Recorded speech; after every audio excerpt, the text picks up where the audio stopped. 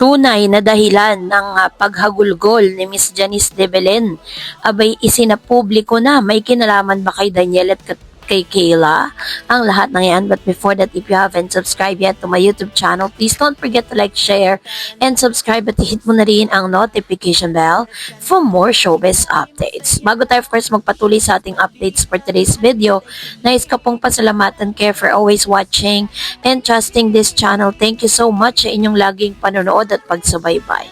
At ngayong araw bago tayo magpatuloy, of course, namili tayo ng ilan sa mga komento ninyo sa comment section at babasahin po natin ito. Unahin po natin ang komento mula po kay Miss Isabelita Warren. Sabi niya, difference between Catherine and Kayla. Catherine, even with 11 years relationship, never consent into premarital sex. The other one, wow, just few months and pregnant. This is what you call decency on Catherine's part. Sabi ni Miss Victoria, 11 years nga ang hindi nagbuntis, tas now months pa lang jaundice na. Napaka-decente, diba? Ayun. Diba sinabi ko naman po sa inyo, it was a fake news, wala pong ganun. Sabi ni Miss Glorioso, sige, ang yakapan, halikan in public. Ngayon, hindi na naman sila magjowa. Bakit ang drama naman yan dahil sa kanta ni Kat na alapaap na buhay na naman si Daniel. Ang sabi ni Kat, favorite niya ang kantang Eraserhead, yung alapaap. Kanta ng Eraserhead, ginawa na agad ng issue, alaala daw kay Daniel. Wala na kay Kat yun. Super saya na siya ngayon at kontento na sa buhay. Dahil sa in love ngayon, hindi yan kay Daniel, kundi kay Alden. That is so move on. Matagal lang nakamove on si Catherine. Ayan. So, salamat po sa mga komento ninyo.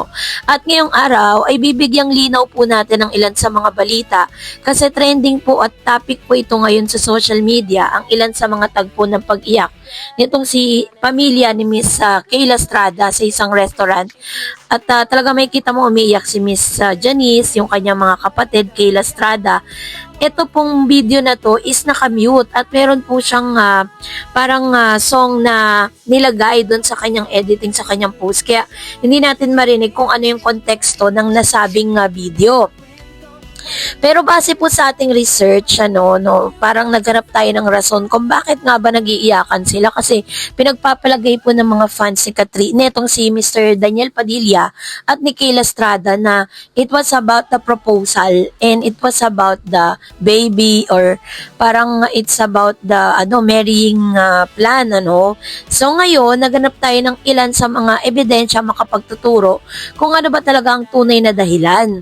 So sa simulang sabi dyan, sa isang Instagram post na ibinahagi ni Janice, makikita ang kanilang unang official na meeting para sa pagpaplano sa kasal ng kapatid pala nitong si Miss Kayla Estrada na si Moira. At ang fiancé nitong si Alfonso Miguel na ginanap sa isang restaurant kasama ni Janice ang kanyang mga anak na sina Kayla, Ina at Yuan Estrada na sabay-sabay na naghanda at nag-ayos para sagupain ang napakalaking selebrasyon. Ipinakita sa video na ibinahagi ang mga eksenang puno ng tawa, kwentuhan, pag-aayos ng mga detalye at hindi may iwasang luha. Hindi lamang sina Janice kundi pati sina Kayla at Ina ay nagpakita ng matinding emosyon. Umiiyak sila habang pinaplano ang kasal ng kanilang kapatid na si Moira na nagpapakita kung gaano kahalaga sa kanila ang sandaling ito. Sa caption ng kanyang post, sinabi ni Janice na kahit ito pa lamang ang unang araw ng kanilang preparation, naramdaman na niya ang bigat at saya ng tunay na pagbubuo ng isang malaking selebrasyon, sabi ni Janice. Sabi niya, today was the first official planning for the wedding of Daniel Estrada and Alfonso Miguel. There were tears, first day pa lang, wow, totoo na nga, my daughter's getting married, sabi niya. Ang mga salitang ito, hindi lamang simpleng caption, ito ay pagmumuni-muni ng isang ina nakikita ang anak na naglalakbay patungo sa bagong yugto ng buhay. Handang magsama pamilya at magtayo ng sariling tahanan. Ito rin ang patunay na walang kapantay ang pagmamahal ng isang ina para sa kanyang anak. So makikita natin sa screen yung video kung paano nag-propose, Ito pong boyfriend ni Moira sa kanya dito po sa kanilang bahay. Kaya po lalo tayo naniwala na talagang it's about the wedding of Moira na isa sa mga kapatid ni Kayla at anak ni Miss Janice de Belen kay Mr. Mr. John Estrada. Ayan. So, nag-propose po siya.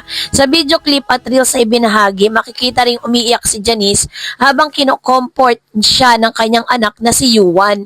Hindi lang ito basta luha, ito ay pinagsamang emosyon ng kasiyahan, pagmamalaki at konting lungkot dahil sa paglipas ng panahon at ang paghahangad ng isang magandang kinabukasan para sa anak. Hindi rin pahuhuli ang anak ni Janice sa si Kayla at Ina. Sa video, mapapansin na parehong umiiyak ang mga ito habang hindi mapigilan ng damdamin dahil biglang naging mas totoo at malapit na ang araw ng talagang ikakasal na nga si Moira. Ang mga showbiz personality at mga kaibigan ng pamilya ay hindi rin nagpahuli sa pagbati at mainit na mensahe para kina Moira at Alfonso. Ilan sa mga nagkomento sina Ami Perez na nag-iwan ng sweet reaction sa post si Janice. Si Miss Diane Medina Cruz nagpakita rin ng excitement para sa nalalapit na kasal. Arlene Mulak nagkomento ng exciting times for your family. Carla Estrada nagpaabot ng pagbati at suporta para sa bagong yugto ni Moira. Melay Cantiveros Francisco nagbigay ng mensahe ng pagkilala sa ganda ng pamilya at ng pagkakataon.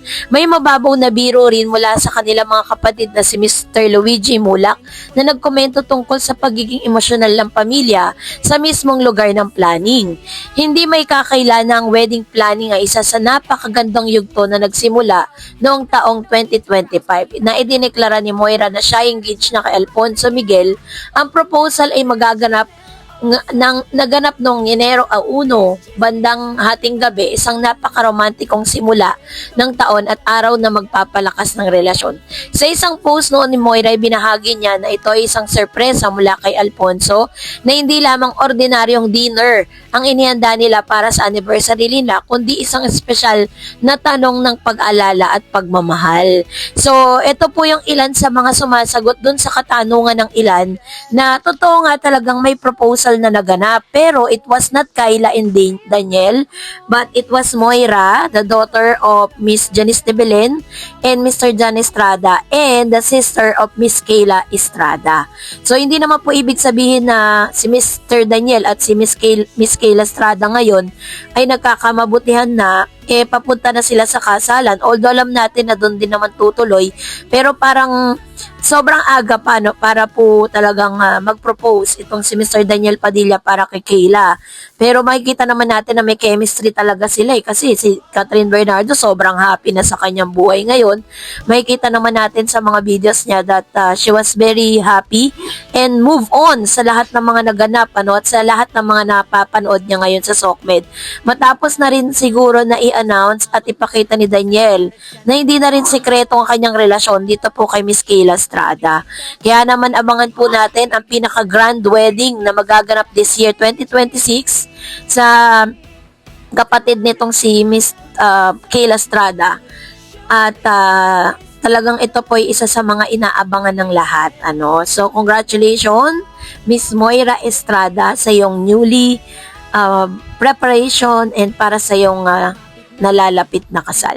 And that's it for today. For more videos and updates, please don't forget to like and subscribe, and please don't forget to follow my Facebook page, Dareds TV and Dareds channel.